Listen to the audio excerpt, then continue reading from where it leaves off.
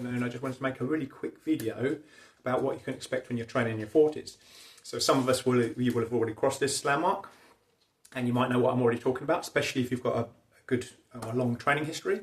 If you're new to training in your 40s, then still listen to this, because these are things that hopefully might give you a bit of guidance and prevent you from making some of the mistakes that some of us make. Okay, so number one, rest. Okay, rest is really, really important, especially when you're in your 40s. So what I mean by rest is not within the session, but resting after a session, okay? I've realised this kind of in the last few years. Started jiu-jitsu just over 3 years ago. Try and do that 3 to 4 times a week. But what I've realised is it really takes a toll on my shoulders and my hips because they get used a lot. It's the sort of positions you're resisting. So when I then come to training and I'm using the same muscle groups, shoulders, hips, and I feel sore a lot of the time, okay? So I'm sure 10, 15 years ago, I probably would have got away with it. I wouldn't have felt like that. But what I'm finding is all the isometric kind of stuff I'm doing in jiu-jitsu is taken away from my ability to train those same muscle groups. So it's taken a little while, but I've sort of navigated that path, I think, reasonably well.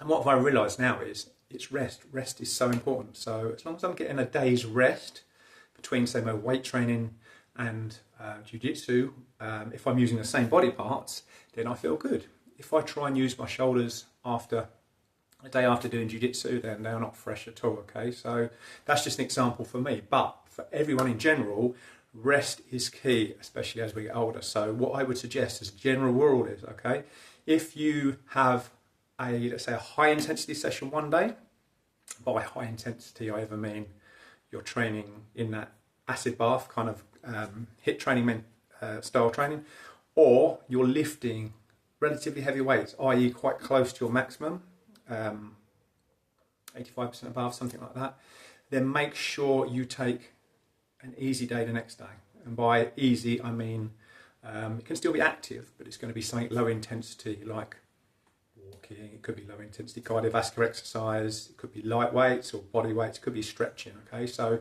you most want that peak and trough kind of mentality with your training, okay? So a high day always leads to a low day, to a high day, low day, okay? If you train at quite low intensity anyway, or a medium intensity, then there's less need for those kind of rest days, all right? But do bear that in mind, okay? Your body needs to repair, and we have less, bounce back ability when we're kind of 40 plus, okay? So that's number one. Number two, it's really hard in training these days, I find, and people I speak to chase too many rabbits in one training session or in one training program, okay? And by that I mean, don't set yourself too many goals. Don't say, for example, I want to smash my bench press PB, I want to get a deadlift PB, I want to get a squat PB, and I want to row the most weight I've ever done. It's really hard to do that, all right? So go back to point one on this partly, but also it just is, when you've been training a little while, and maybe if you're in your 40s you have been training a while, it's really hard to keep pushing and pushing for new PBs. It takes more and more out of you, and you have to put more and more in to get less and less return. So here's an idea, okay? Pick one, perhaps two exercises in your program that you push, and have the others on tick over. Okay, so it might be that I say, okay, I'm going to work the deadlift for 8 weeks. That's going to be my primary focus. That's going to be my indicator lift. But everything else, if it doesn't support my deadlift goal, will just be on tick over. And by that I mean I might be just going in on a day, perhaps trying to repeat what I did last time. Perhaps I feel like I want to go a bit lighter. Perhaps I feel like I want to do more reps and less weight, but I'm almost doing it a bit auto-regulating everything else, okay? So you're never going to lose anything on those. You're never going to be far off what you're capable of, but you've just taken a little bit of a backward focus on those so you can focus on the goal. You know, it's that cliche, keep the goal, all right? So that's number two. Number three, chasing more weight, chasing more reps are important for progressive overload, and we know we need progressive overload to keep moving forward, to get stronger, to build more muscle, etc. But don't be completely single-minded on those things, okay? As I just said, it is hard to constantly seek progress in those things, and this is why we need clever programs or periodized programs such that we're not always pushing ourselves to the max.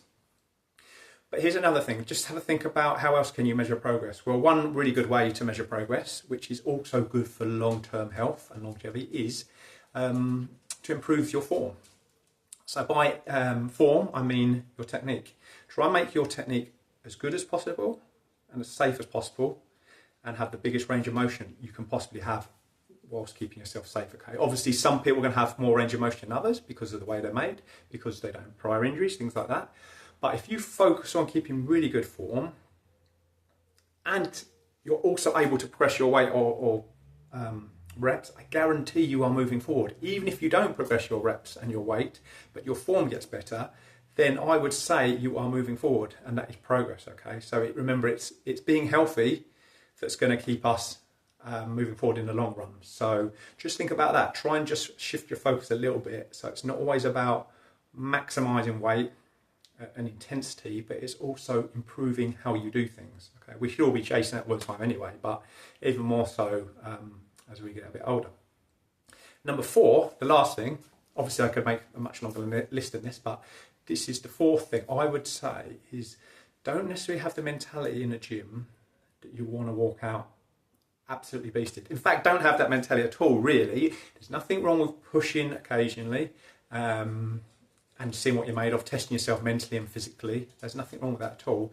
But I would say steer clear of training with that mentality all the time, so that every time you go in a training session, you feel like you've got to beast yourself, you've got to be covered in, flooded with acid, such that you've got to lay down on the floor in a pool of sweat.